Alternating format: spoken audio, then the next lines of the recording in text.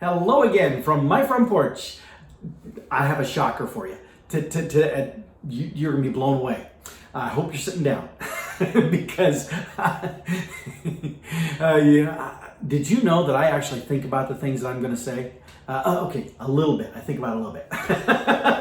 But seriously, sometimes there are things that pop in my head as far as, hey, that'd be a good front porch conversation topic, and I'm like, maybe not. Now, sometimes it's because I'm worried about it being too political or too divisive, or and I genuinely really don't want to overtly offend someone. Now, if I offend someone inadvertently, meaning that it's something they take offense at because of their issues and not mine, there's not much control I can have over that, because there are always people who find those opportunities. I'm not really focused on that one. But in this case, for my topic today, the reason I've thought about talking about it before, but the reason I haven't is because I'm afraid that there will be those who will hear what I'm going to say, and they will draw some comparison to their situation versus mine, positively or negatively, the negative especially, and that is not my intent at all. With what I want to chat about, it's only about me. It's all about me. It's not you. It's me. This time it is very true.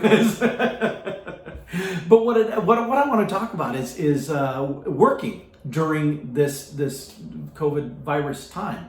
Because during these lockdowns, the government mandated a whole bunch of industries, a whole bunch of businesses just had to shut their doors. They just couldn't operate. And when that happened, the employers then say, well, then I don't have money to pay the employees. So the employees, I can't keep sending money out to you. And so basically all of those people become unemployed. Now, we're all hoping they're temporarily unemployed, that as states begin to open back up, some things at least, as is happening here in my state of Iowa now, and on Friday there'll be some more stuff that opens up as well. But that we're all hoping that when those restrictions start to be lifted, that those jobs will be able to come back. But who knows how much time it'll take for those businesses to recover. That's obviously a huge unknown still on the horizon right now. But point being, there are a lot of people who would love to be working who are not working because they don't have the option, because their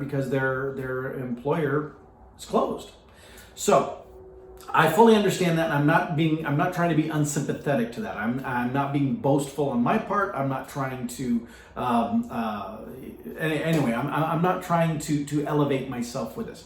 But in my case, I am very fortunate indeed, very blessed that my job right now is one that I can do 100% from home. Actually, 110% from home, and that's really where I want to go with this discussion today. You see, before all this COVID stuff happened, my office already was in my home.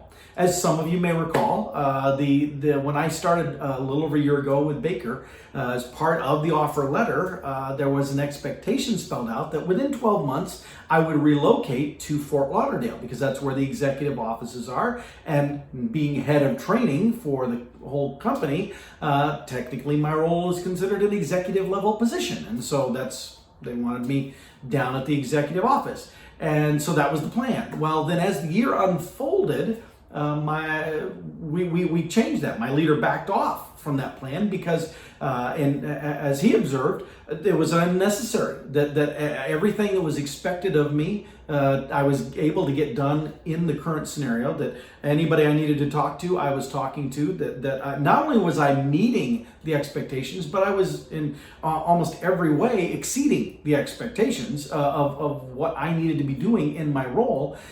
And it was all working just fine with my office being in my house still being here in Des Moines, Iowa. And so, we backed off from that. And he said, you know what, it's still on the table. Anytime you want to relocate, the company will cover my relocation expenses.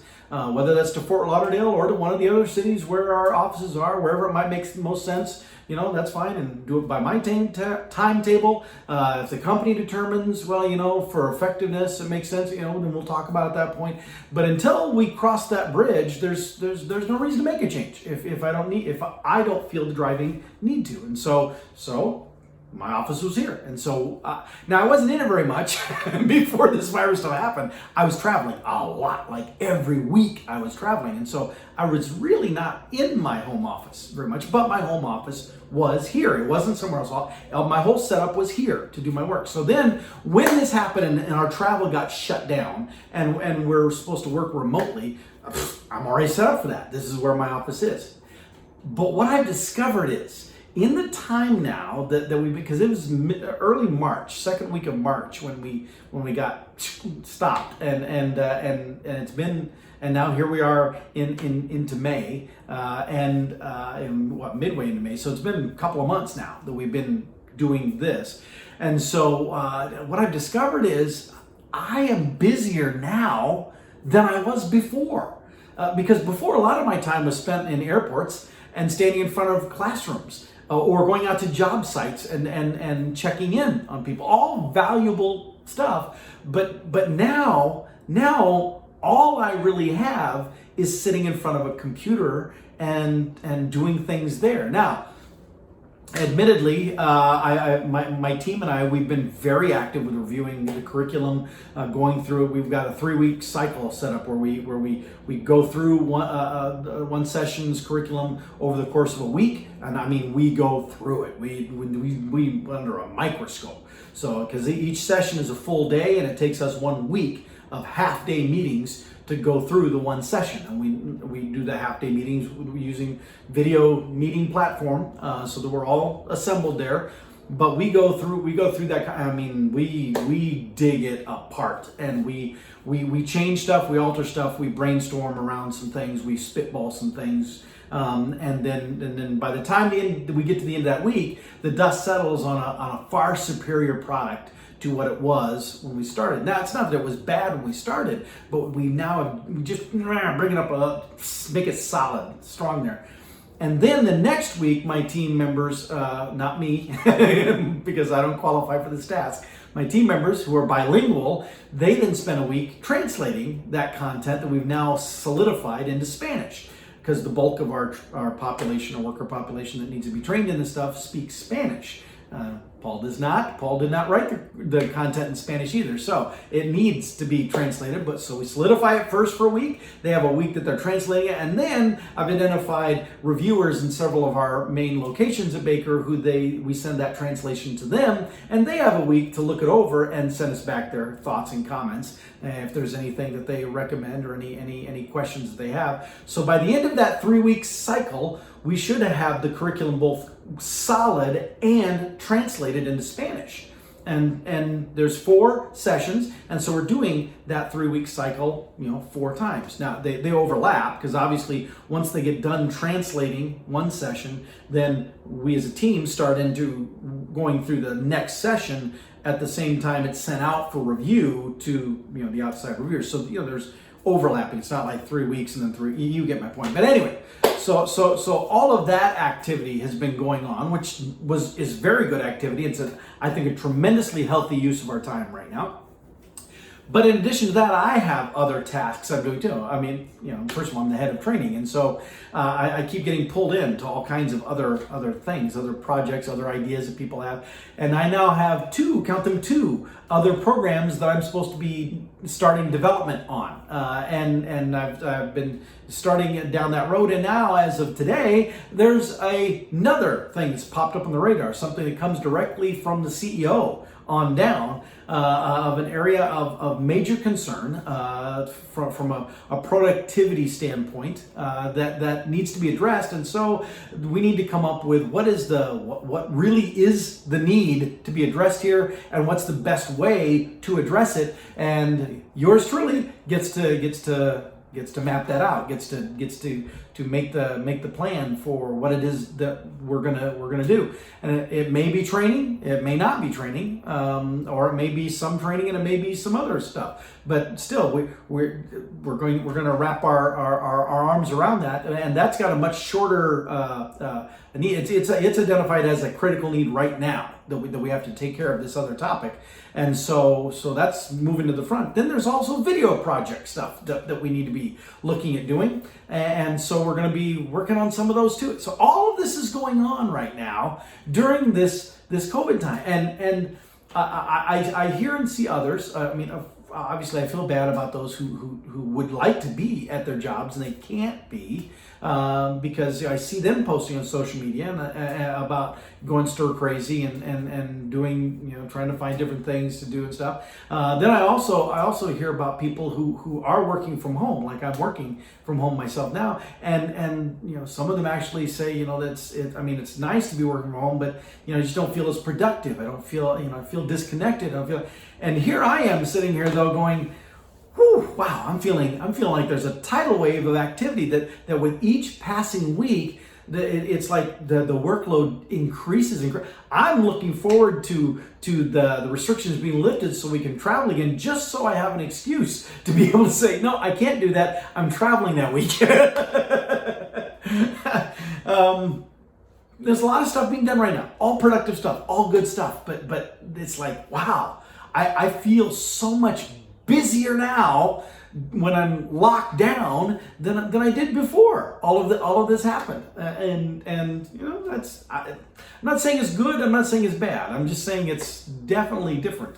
And as we talk about readjusting to the world after this is all done, the new normal, although I'm not even sure what that means, because I'm not sure that what we had before was necessarily normal.